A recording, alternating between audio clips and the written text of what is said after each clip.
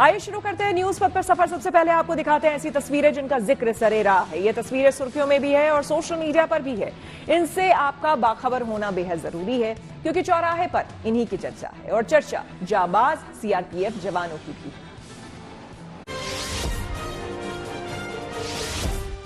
UP के रामपुर में सावन के मौके पर एक इंस्पेक्टर का वीडियो वायरल हो गया जिसमें वो कांवड़ियों के साथ दौड़ती नजर आए। दरअसल कांवड़ यात्रा के दौरान कई पुलिसकर्मियों की ड्यूटी लगाई गई है। इसी दौरान इंस्पेक्टर अनूप शर्मा ने सुरक्षा और श्रद्धा भाव दिखाते हुए कांवड़ियों के साथ दौड़ लगाई। इस वीडियो की सभी लोग काफी सराहना कर रहे हैं। खुद पुलिस अधीक्षक विद्यासागर मिश्र ने भी इंस्पेक्टर की तारीफ की। ये उनका कार्य प्रशंसनीय है। हम जहाँ भी रहें, जब अपनी ड्यूटी को कर रहे हैं तो पूर्ण मनोयोग के साथ करना चाहिए। छत्तीसगढ़ के बीजापुर में कुछ सीआरपीएफ जवान एक महिला और उसके बच्चे के लिए देवदूत साबित हुए। दरअसल इन दोनों को अस्पताल ले जाना जरूरी था, लेकिन लगातार हो रही बारिश के कारण नंबीधारा नदी उफान पर थी। ऐसे में सीआरपीएफ के जवानों ने कुछ ड्रम के जरिए नाव बनाई और उफनती नदी के बीच से महिला और उसके बच्चे को पार करवाया, फिर उन्हें अस्पताल पहुँचाया। यूपी के देवरिया में एक शख्स को अपनी गाड़ी पर लाल बत्ती लगाना और सिंघम स्टाइल में रील बनाना महंगा पड़ गया। पुलिस ने इस गाड़ी को सीज कर दिया, साथ ही युवक का चालान भी किया। आरोपी शाहिद ने बताया कि उसने ये लाल बत्ती रील बनाने के लिए खरीदी थी। बिहार के मोतिहारी में सड़क पर बिखरे तेल को लूटने के लिए लोगों में होड़ मच गए। इससे जुड़ा एक वीडियो भी सामने आया। दरअसल वहां दो तेल टैंकरों की आपस में जोरदार टक्कर हो गई। फिर इस हादसे के बाद टैंकरों से तेल का रिसाव शुरू हो गया। ऐसे में वहां देखते ही देखते कई लोगों की भारी भीड़ जुट गई और वो तेल लूटने लगे। छत्तीसगढ़ के कवर्धा में नदी में बह रहे 6 लोगों को किसी तरह रेस्क्यू कर लिया गया। दरअसल ये सभी एक ट्रैक्टर पर बैठे थे और उफनती नदी को पार करने की कोशिश कर रहे थे, लेकिन तभी ये ट्रैक्टर नदी के तेज बहाव में बह गया। फिर वहां राहत और बचाव अभियान चलाया गया। जिंदगी का सफर सुहाना हो, इसके लिए सावधान रहना जरूरी है। रोजमर्रा की आपाधापी में कुछ देर बैठकर सोचना समझना भी जरूरी है कि आपके आसपास क्या हो रहा है और जो कुछ हो रहा है उससे हमारी जिंदगी, हमारा परिवार कैसे प्रभावित हो सकता है। इसलिए हॉर्न बजाकर बाखबर करने वाली खबर जरूरी होती है। और आज की ये खबर हम सबकी जिंदगी से जुड़ी। वित्त मंत्री निर्मला सीतारमण ने अपना 7वां बजट पेश किया। अपने इस बजट में उन्होंने कई बड़े ऐलान किए, लेकिन सबसे ज्यादा नजरें इस बात पर टिकी थी कि इस बार क्या सस्ता हुआ है और क्या महंगा। इस बार बड़ी घोषणाएं करते हुए वित्त मंत्री ने मोबाइल फोन सस्ता करने की घोषणा कर दी। वहीं कैंसर की दवा भी सस्ती कर दी गई। वित्त मंत्री ने जो बजट पेश किया उसमें रोजगार, कौशल विकास, कृषि जैसे तमाम क्षेत्रों पर फोकस किया गया है और इस बजट में 2047 तक विकसित भारत के लिए रोड मैप भी है। Co-powered by new Seltos with Kia Connect. Tech is now badass.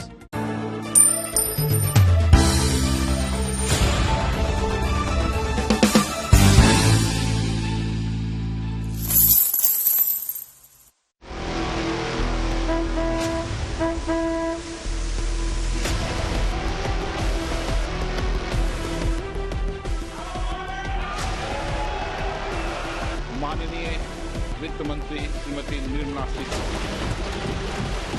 Ports infrastructure in Bihar, industrial node at Gaya, Patna Purnia Expressway. Bihar has frequently suffered from flood.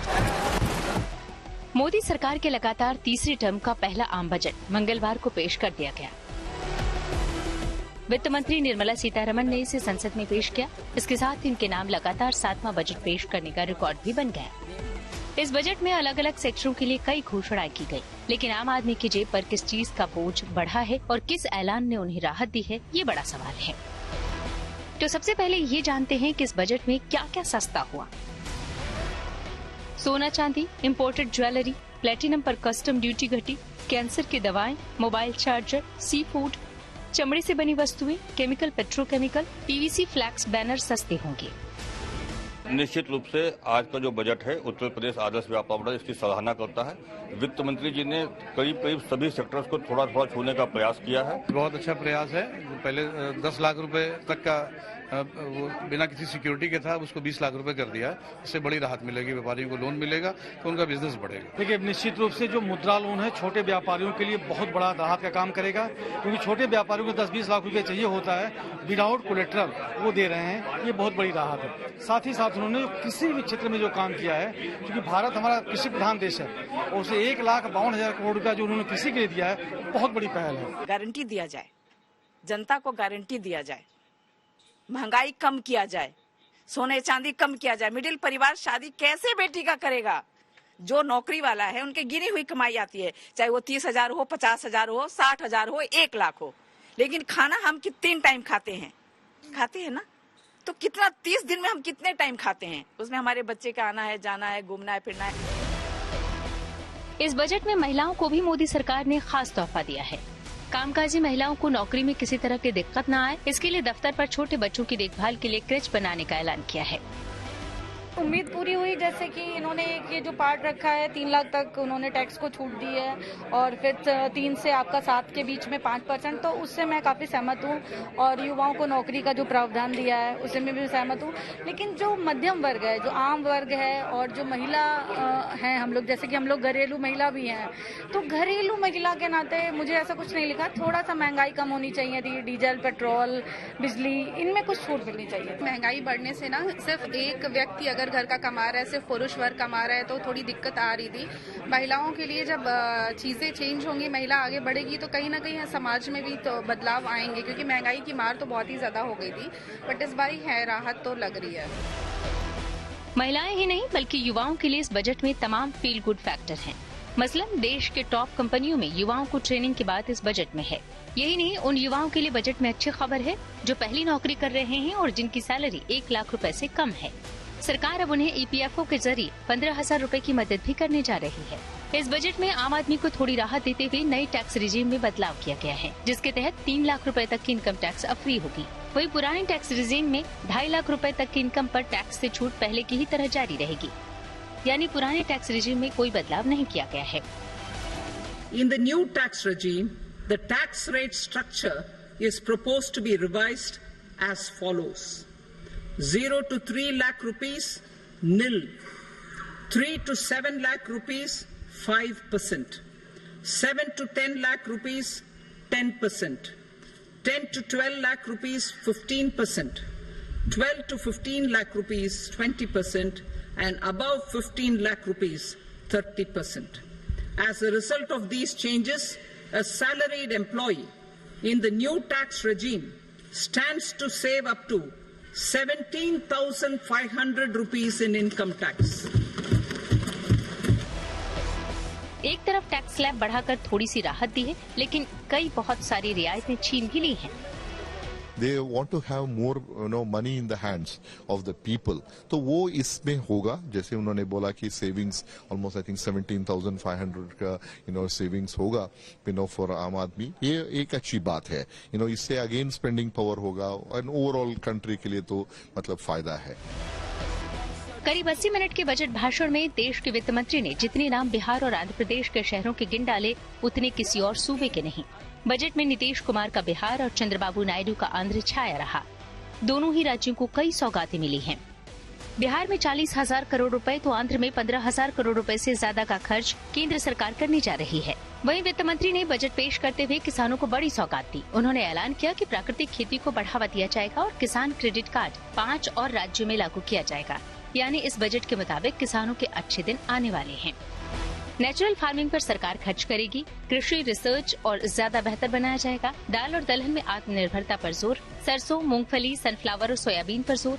कृषि के लिए डिजिटल पब्लिक इंफ्रा की बात, खेती को और आधुनिक बनाया जाएगा। 5 राज्यों में नए किसान कार्ड जारी किए जाएंगे। लैंड रजिस्ट्री पर 6 करोड़ किसानों की जानकारी। इंडियन यूथ का हो गया, एम्प्लॉयमेंट का हो गया, इंटर्नशिप उनको अच्छा एक्सपीरियंस मिलेगा लोगों को, एंड उससे मतलब वो आगे बढ़ा पाएंगे। बिकॉज मेनी टाइम्स क्या है, इंटर्नशिप इज अ डिफिकल्टी। तो ये स्ट्रॉन्ग इनिशिएटिव है फ्रॉम माय पर्सपेक्टिव, ये अच्छी बात है। इस बार के बजट में नौकरियों और स्किल डेवलपमेंट पर भी फोकस रहा। सरकार ने नौकरियां बढ़ाने के लिए कंपनियों को इंसेंटिव देने का भी ऐलान किया है। इसके अलावा 1 करोड़ गरीब परिवारों को घर देने का भी वादा किया गया। I am happy to announce a new centrally sponsored scheme as the 4th scheme under the Prime Minister's package for skilling and collaboration with state governments and industry. 20 lakh youth will be skilled over a 5-year period.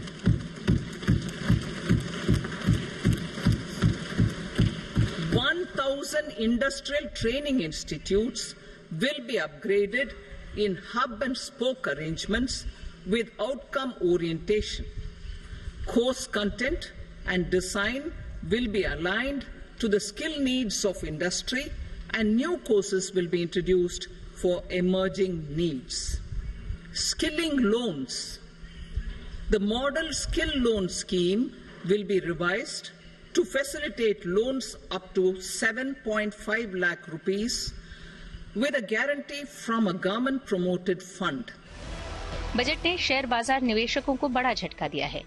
जो लोग stock market में निवेश कर रहे थे, वहां अगर कोई स्टॉक को 1 साल तक के लिए रखता था और उसे बेचता था तो उसे लॉन्ग टर्म कैपिटल गेन 10% देना पड़ता था। लेकिन अब इसे बढ़ाकर 12.5% कर दिया गया है, जबकि शॉर्ट टर्म कैपिटल गेन को 15% से बढ़ाकर 20% कर दिया गया है। वहीं दूसरी ओर इस बजट में रेलवे और डिफेंस जैसे सेक्टरों को निराशा हाथ लगी। वित्त मंत्री ने अपने बजट भाषण में जहां रेलवे का एक ही बार जिक्र किया, वहीं रक्षा क्षेत्र के बजट में भारी भरकम कटौती कर दी गई। ऐसा पहली बार हुआ है जब डिफेंस सेक्टर के बजट में इस तरह की कटौती हुई है, जबकि इससे पहले मोदी सरकार के कार्यकाल में रक्षा क्षेत्र का बजट लगातार बढ़ता गया था। ये वेल राउंडेड बजट है at the end of the day, and इसमें दो चीज इंपॉर्टेंट मतलब कॉल आउट करना चाहता हूं। एक तो मतलब ग्रोथ फोकस्ड है, एंड जो पहले बात किया था ऑन कैपिटल एक्सपेंडिचर हो गया, और एम्प्लॉयमेंट के बारे में बात किया, यूथ के बारे में बात किया है, स्किल डेवलपमेंट का बात किया है। ये सब बहुत इंपॉर्टेंट चीज है which the government has focus for growth. दूसरी चीज है फिजिकल प्रूडेंस और फिजिकल डेफिसिट का मतलब अगेन बात किया है, सेइंग दैट वो 4.5% तक मतलब by the end of the year अभी तो 4.9% पे है। ये बहुत इंपॉर्टेंट फॉर कंट्री है, बिकॉज एक तरफ से मतलब आपका एक्सपेंडिचर कर रहे हैं ग्रोथ के लिए, और दूसरी तरफ मतलब आपने फिजिकल प्रूडेंस भी दिखाया है। 2024 चुनाव में बीजेपी बहुमत से 32 सीटें पीछे रह गई। कह सकते हैं कि मोदी 3.0 के पहले बजट में इस चुनावी झटके का असर दिखता है। इसमें नीतीश, नायडू जैसे सहयोगियों की धमक है तो कांग्रेस के मैनिफेस्टो का भी असर है। दिल्ली से नीतू झा, लखनऊ से शिल्पी सेन के साथ मुंबई से Mustafa Shaikh, good news today. अब रुक करते हैं सियासी ढाबे का, जहां आज की सबसे दिलचस्प खबर मौजूद है। ये खबर भी बजट से ही जुड़ी हुई है। वित्त मंत्री निर्मला सीतारमण ने मोदी सरकार में 7वीं बार बजट पेश किया। प्रधानमंत्री मोदी ने बजट को समृद्धि लाने वाला बताया तो विपक्ष से कुर्सी बचाने वाला बजट बता रहा है। विपक्ष आरोप लगा रहा है कि चूंकि नीतीश कुमार की जेडीयू और चंद्रबाबू नायडू की टीडीपी के समर्थन पर ही मोदी सरकार टिकी हुई है, इसलिए बजट में दिल खोलकर दोनों राज्यों को सौगातें दी गई है। राहुल गांधी ने इसे कुर्सी बचाओ बजट कहा तो ममता बनर्जी ने कहा कि दूसरे राज्यों का हक भी केंद्र सरकार नहीं देती और ये राजनीतिक रूप से पक्षपाती बजट है। Honorable Speaker, I present the budget for 24-25. समाज के हर वर्ग को शक्ति देने वाला बजट है। दो मित्रों को उन्होंने साथ लेकर कुर्सी बचाने का काम किया है। इंफ्रास्ट्रक्चर को मजबूती प्रदान कर देने वाला दूरदर्शी बजट। सरकार बचानी है तो अच्छी बात है कि बिहार को, आंध्र प्रदेश को कुछ विशेष पैकेज या विशेष योजनाओं से जोड़ा गया है। एक तरीके से सबके लिए ड्रीम बजट है। बिहार और आंध्र प्रदेश को जो पैसा भी दिया है वो भी एक झुंझुना है, क्योंकि वो 5 साल बाद मिलेगा। उन्होंने एक कह दिया कि विशेष राज्य का दर्जा या विशेष अधिकार के लिए मदद दीजिए। विशेष राज्य और विशेष पैकेज के बीच में या नहीं, दोनों चाहिए। विकसित भारत के निर्माण की नींव का बजट है। बंगाल को वंचित किया है। It's a political bias budget. माननीय वित्त मंत्री श्रीमती निर्मला सीतारमण। वित्त मंत्री निर्मला सीतारमण ने मोदी 3.0 का पहला बजट पेश किया। जब वित्त मंत्री के बजट का पिटारा खुला तो हर वर्ग के लिए कुछ न कुछ जरूर निकला। युवाओं को रोजगार दिलाने की कवायद नजर आई तो किसानों और महिलाओं के लिए नई योजनाओं का ऐलान हुआ। 1 घंटे 23 मिनट के वित्त मंत्री के भाषण में शिक्षा, रोजगार, किसान, महिला और युवाओं पर पूरा फोकस रहा। बजट में शहरी आवास योजना के लिए 10 लाख करोड़, ग्रामीण विकास के लिए 2.66 लाख करोड़, महिला विकास के लिए 3 लाख करोड़, कृषि विकास के लिए 1.52 लाख करोड़ और रोजगार सृजन के लिए 2 लाख करोड़ दिए गए। अब इस बजट में सरकार ने एम्प्लॉयमेंट लिंक्ड इंसेंटिव स्कीम की घोषणा की है। इससे देश में करोड़ों करोड़ों नए रोजगार बनेंगे। इस योजना के तहत जीवन में पहली नौकरी पाने वाले युवा की पहली तनख्वाह हमारी सरकार देगी। स्किल डेवलपमेंट और उच्च शिक्षा के लिए मदद हो या फिर 1 करोड़ नौजवानों को इंटर्नशिप की योजना, इससे गांव के गरीब के मेरे नौजवान साथी, मेरे बेटे बेटी देश की टॉप कंपनियों में काम करेंगे। करीब 80 मिनट के बजट भाषण में वित्त मंत्री ने जितने नाम बिहार और आंध्र प्रदेश के शहरों के गिन डाले उतने किसी और सूबे के नहीं। और जब तीसरी बार मोदी सरकार का बजट पेश करने की रवायत पूरी हुई तो सियासत भी शुरू हो गई।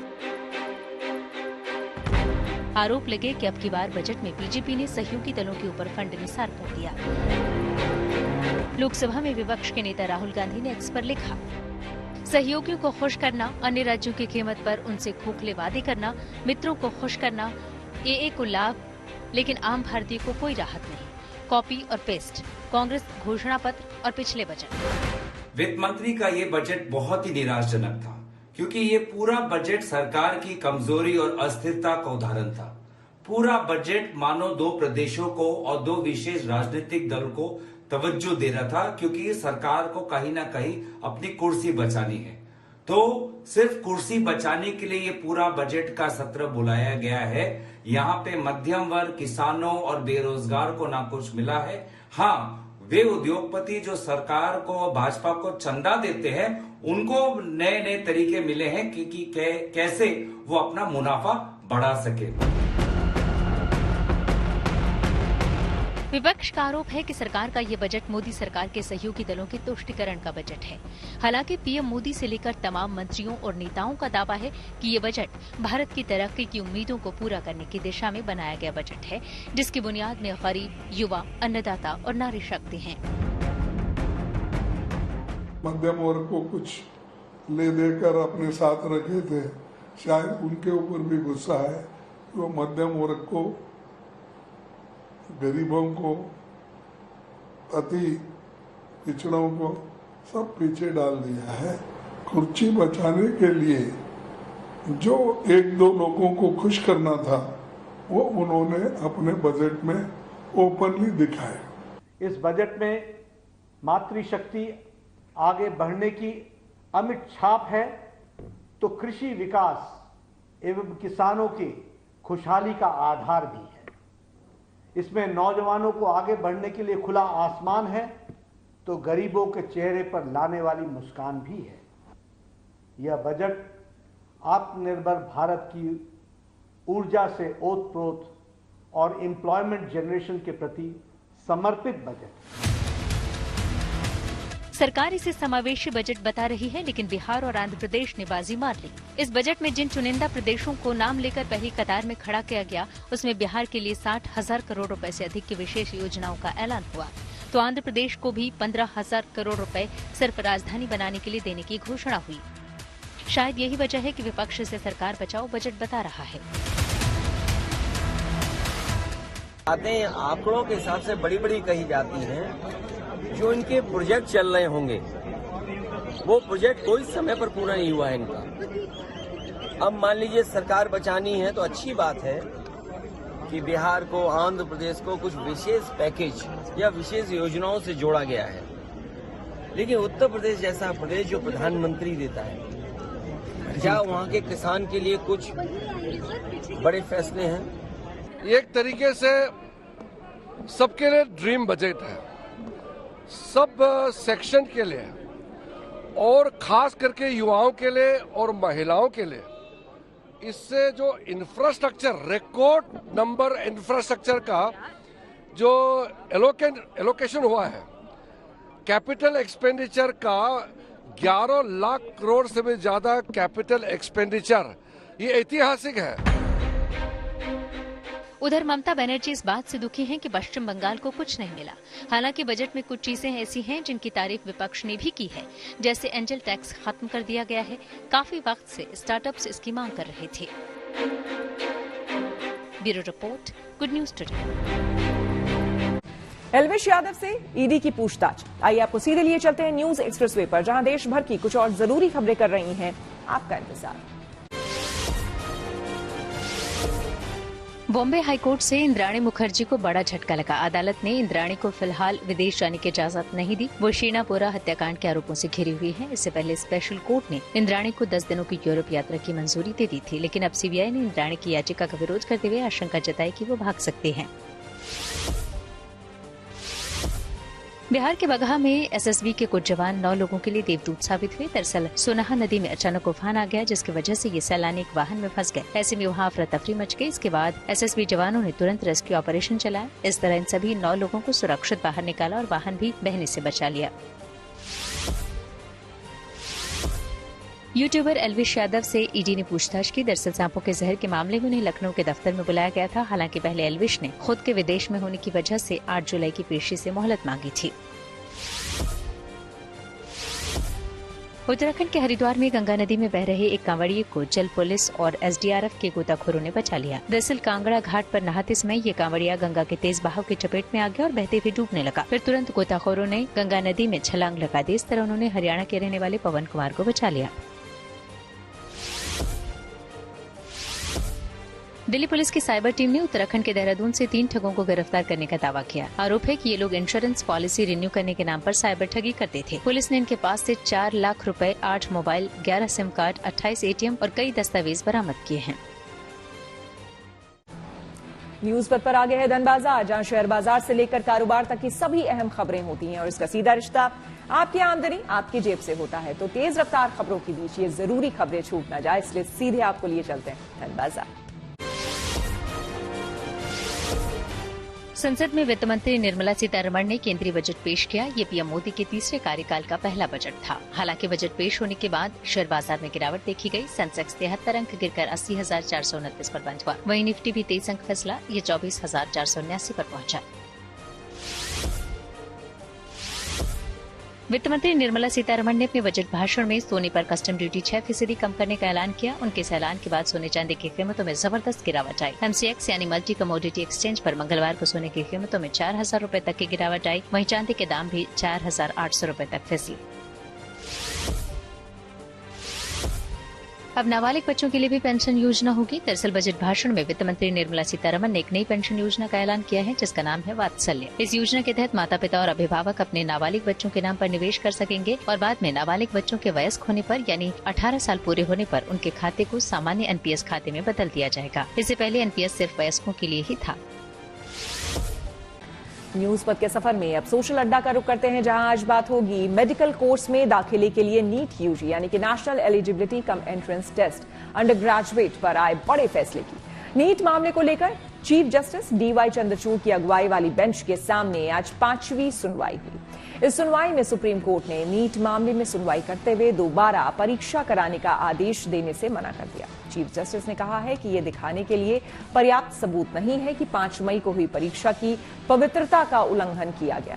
सुनवाई के दौरान चीफ जस्टिस चंद्रचूड़ ने कहा कि फिलहाल हम दागी स्टूडेंट्स को बेदागी स्टूडेंट से अलग कर सकते हैं। अगर जांच के दौरान दागी उम्मीदवारों की पहचान होती है तो उनके खिलाफ कार्रवाई की जाएगी। चीफ जस्टिस ने कहा कि अगर कोई स्टूडेंट इस फ्रॉड में शामिल पाया जाता है तो उसे एडमिशन नहीं मिलेगा। चीफ जस्टिस ने कहा कि हम पेपर लीक के ठोस सबूत के बिना दोबारा परीक्षा कराने का फैसला नहीं दे सकते।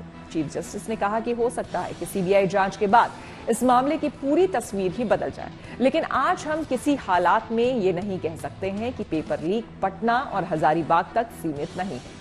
इसके अलावा कोर्ट ने यह भी कहा है कि अगर किसी स्टूडेंट का कोई निजी मामला है जो इन मामलों से अलग है तो वे कानून के तहत अपने अधिकार का प्रयोग कर सकते हैं। कोर्ट के फैसले के बाद अब मेडिकल कोर्स में दाखिले के लिए काउंसलिंग शुरू की जाएगी, जो कि नीट पर विवाद के चलते देरी से शुरू होगी। सुप्रीम कोर्ट ने अभी अपने फैसले का ऑपरेटिव पार्ट सुनाया है और विस्तार से फैसला आगे आएगा, जिसके लिए कोई तारीख तय नहीं की गई है। फिलहाल सुप्रीम कोर्ट ने यह साफ कर दिया है कि अंडर ग्रेजुएट मेडिकल कोर्स के लिए होने वाली प्रवेश परीक्षा नीट दोबारा नहीं होगी।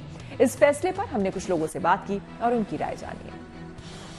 सर, फैसला आप लोग के पक्ष में नहीं आया, क्या गलत गया कोर्ट? नहीं, कोर्ट ने लीक भी मान लिया है, सीबीआई ने भी इसको एडमिट कर लिया, कोर्ट ने भी लास्ट में इसको एडमिट करा है, पर लीक का पैमाना बड़ा नहीं माना है और ये अभी तक कहा है कि सिर्फ 155 लोगों तक ही है। लेकिन साथ साथ कोर्ट ने कहा कि अगर फ्यूचर में भी अगर कोई स्टूडेंट अगर पता लगता है कि वो इस लीक से बेनिफिटेड है तो उसको फ्यूचर में भी एग्जाम के बाद भी और पूरा प्रोसेस खत्म होने के बाद भी है, उसको भी आइडेंटिफाई करके बाहर करा जाएगा। सर, जो मार्क्स की बात थी कि जो आईटी दिल्ली से रिपोर्ट आनी थी, उस पर क्या कहा है कोर्ट ने, किसको सही आंसर माना है? कोर्ट ने जो ओरिजिनल क्वेश्चन आंसर था, जिसको पहले एनटीए ने सही माना था अपनी आंसर की में, उसी आंसर को रिटेन करा है और बाकी सबको जो उसका बेनिफिट मिल रहा है उसको हटा दिया है। सर, आगे इस मामले में क्या और होने वाला है? मतलब कोई कमेटी बनाई गई है, क्या कुछ हो सकता है आगे? जो सरकार की कमेटी है, उसी सरकार कमेटी की कॉम्पोजिशन में किसी भी तरह का कोई चेंज नहीं करा गया है और सरकार कोर्ट ने कहा है कि अपने ऑर्डर में उसके बारे में डिटेल जो होगी, डायरेक्शंस होगी, वो पास करेगी है।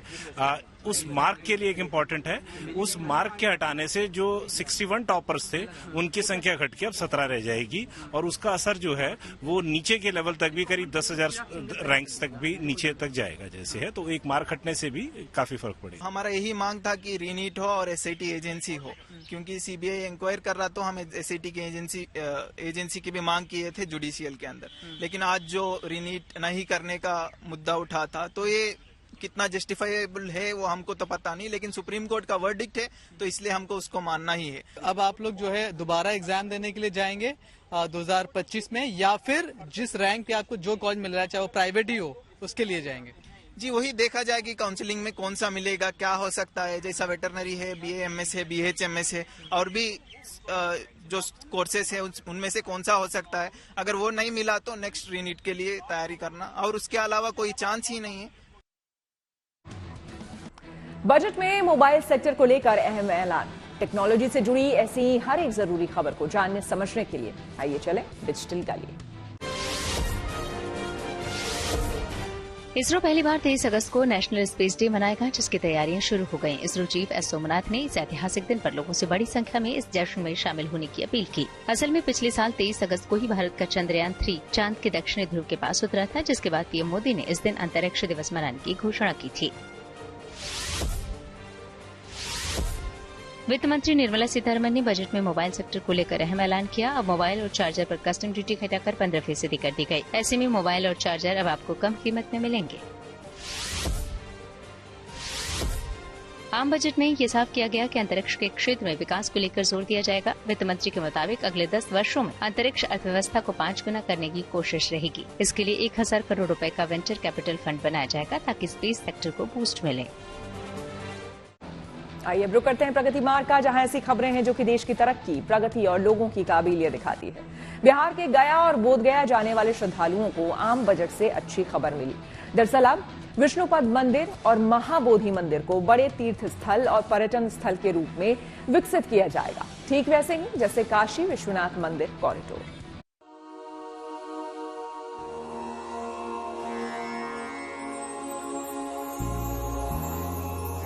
जहां भगवान बुद्ध ने ज्ञान पाया, जो महाबोधि मंदिर बौद्ध धर्म के अनुयायियों के लिए आस्था का सबसे बड़ा केंद्र है, अब उसके कायाकल्प की तैयारी है। यहाँ काशी विश्वनाथ कॉरिडोर की तर्ज पर कॉरिडोर बनाया जाएगा।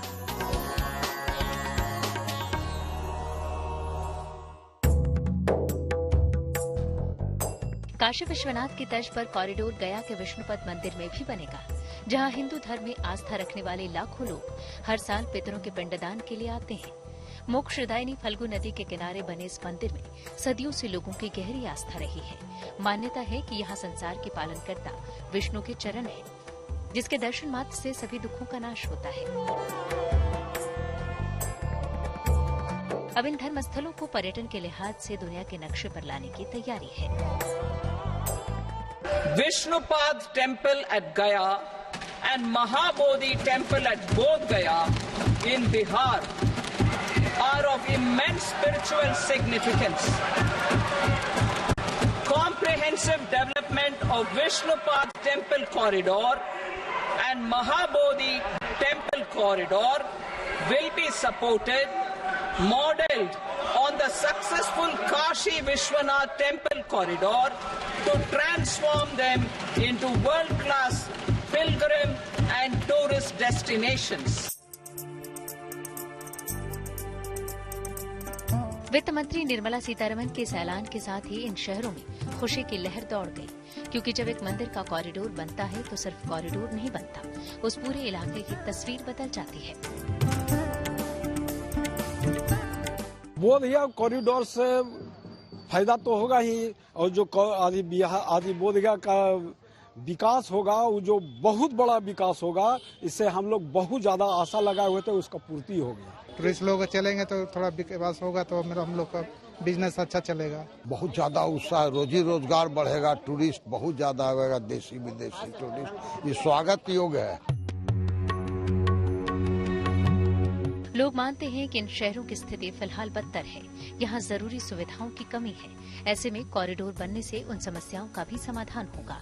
दूर दूर से सैलानी आएंगे तो रोजगार भी बढ़ेगा। बोध गया अभी बहुत पिछड़ा हुआ है, यहाँ न ड्रेनेज सिस्टम है, न सीवरेज सिस्टम है, कुछ भी तो नहीं है। तो कॉरिडोर में सब लिया जाएगा। सरकार और बिहार सरकार से आशा करते हैं कि कॉरिडोर तो पास हो गया है सबके नज़र में, लेकिन उसको जल्द से जल्द काम उस पर होना चाहिए। वहीं मंदिर प्रशासन का मानना है कि कॉरिडोर बनने से न सिर्फ मंदिर की भव्यता बढ़ेगी, बल्कि ये तीर्थ स्थल दुनिया के नक्शे पर भी नजर आएंगे। तो आज बहुत शुभ दिन है कि हमारे वित्त मंत्री जी ने अपने बजट में उनको लाए हैं गया विष्णुपद कॉरिडोर को। इसका कार्य होना चाहिए जिससे आने वाले तीर्थ यात्रियों को इसकी लाभ मिले।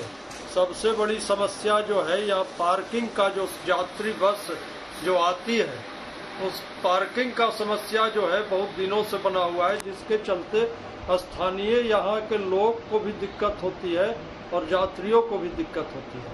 तो कॉरिडोर बनने से ये समस्या का भी समाधान होगा और सभी रोड का चौड़ीकरण होगा, तो घाट तक विष्णुपद तक आने में यात्रियों को सुविधा होगी। बहरहाल सरकार के इस फैसले को पर्यटन की अपार संभावनाओं वाले बिहार में एक नई शुरुआत की तरह देखा जा सकता है, जिससे न सिर्फ पर्यटन उद्योग को बढ़ावा मिलेगा, बल्कि बिहार एक बार फिर से अपनी पुरानी सांस्कृतिक और ऐतिहासिक गौरव को हासिल करेगा। सावन में भक्ति और आस्था को लेकर श्रद्धालुओं में उत्साह है। भोलेनाथ के इस महीने में शिव भक्त भगवान का दर्शन और आशीर्वाद ले रहे हैं। ऐसे में आज हम एक ऐसे प्राचीन शिव मंदिर आपको लिए चलेंगे जहां का इतिहास पांडवों से जुड़ा है। मुंबई से 1.5 घंटे की दूरी पर स्थित है प्राचीन अंबरनाथ मंदिर, जो करीब 1000 साल पुराना है। कहा जाता है कि इस मंदिर का निर्माण पांडवों ने एक ही रात में किया था। कहते हैं कि यहाँ के शिवलिंग के दर्शन मात्र से मनोकामनाएं पूर्ण हो जाती हैं।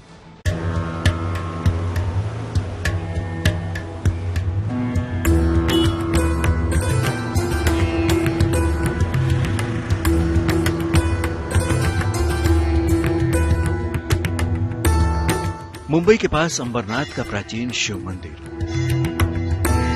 अद्वितीय स्थापत्य कला का उदाहरण। मंदिर की मान्यता सिर्फ सुंदरता को लेकर ही नहीं है, बल्कि इस मंदिर को इच्छा पूर्ति का मंदिर भी कहा जाता है। कहते हैं कि महादेव यहाँ आने वाले भक्तों की सारी मनोकामनाएं पूरी करते हैं। भगवान भोलेनाथ का यह मंदिर काफी सिद्ध भी माना जाता है, इसलिए सावन में यहाँ आशीर्वाद लेने के लिए भक्तों की भीड़ उमड़ती है। बहुत ही मान्यता वाला मंदिर है। यहाँ से सबकी मनोकामना भगवान भोले बाबा पूरी करते हैं। ऐसा ही हम सभी से सुनते हैं और हमको भी ऐसा अनुभव हो कि बहुत सारी हमारी भी मनोकामना भगवान पूरी करते हैं। और बहुत सुंदर मंदिर है, आप देखोगे तो बहुत सुंदर सी मूर्तियां इस मंदिर में है। हजारों साल का मंदिर है। जैसे कि आप देखोगे तो ये मंदिर को कम से कम 1000 साल हुए अभी तक। भोले भंडारी के इस मंदिर का निर्माण 1060 ईस्वी में राजा मामबाणी ने करवाया था। यह मंदिर अपने अद्वितीय स्थापत्य कला के लिए प्रसिद्ध है। मंदिर के बाहर 2 नंदी बैल की मूर्ति विद्यमान है।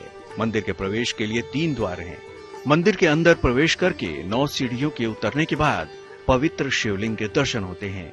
मुख्य शिवलिंग त्रैमस्ती की है और इनके घुटने पर एक नारी है जो शिव पार्वती के रूप को दर्शाती है। पहली नजर में देखने पर भगवान शिव नृत्य मुद्रा में दिखाई देते हैं। अंबरनाथ मंदिर के गर्भगृह के पास गर्म पानी का एक कुंड भी है। कहा यह भी जाता है कि मंदिर के पास एक गुफा भी है जिसका रास्ता पंचवटी तक जाता है। मंदिर से सटकर वलधान नामक नदी बहती है। इस मंदिर को पांडव कालीन मंदिर भी बताया जाता है। ऐसी मान्यता है कि पांडवों ने एक ही रात में इस मंदिर की स्थापना की थी। सबसे खास बात यह है कि यूनेस्को ने अंबरनाथ शिव मंदिर को सांस्कृतिक विरासत की सूची में शामिल भी किया है। ऐसा मंदिर जो स्वयंभू हो और ऐसा बनावट जो शैवागम पे आधारित हो, ये एकमेव मंदिर यहाँ पर है। आप यहाँ दूसरा मंदिर देखेंगे तो नासिक में त्र्यंबकेश्वर है और दक्षिण कोकण में जो है संगमेश्वर का एक मंदिर है। बाकी यहाँ पर ये भूमि के लिए है और पूरे कोकण प्रांत में ये एक ही मंदिर जो स्वयंभू है।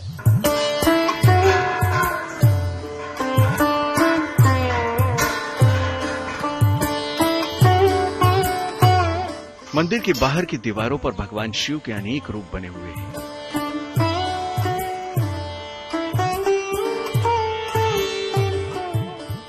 इसके साथ गणेश, कार्तिकेय, चंडिका आदि देवी देवताओं की मूर्तियों से सारा परिसर गुलजार है। शिवरात्रि के मौके पर मंदिर के बाहर 3-4 दिनों तक मेला लगता है और उत्सव जैसा माहौल रहता है। Dharmendra Dubey, Mumbai, good news today.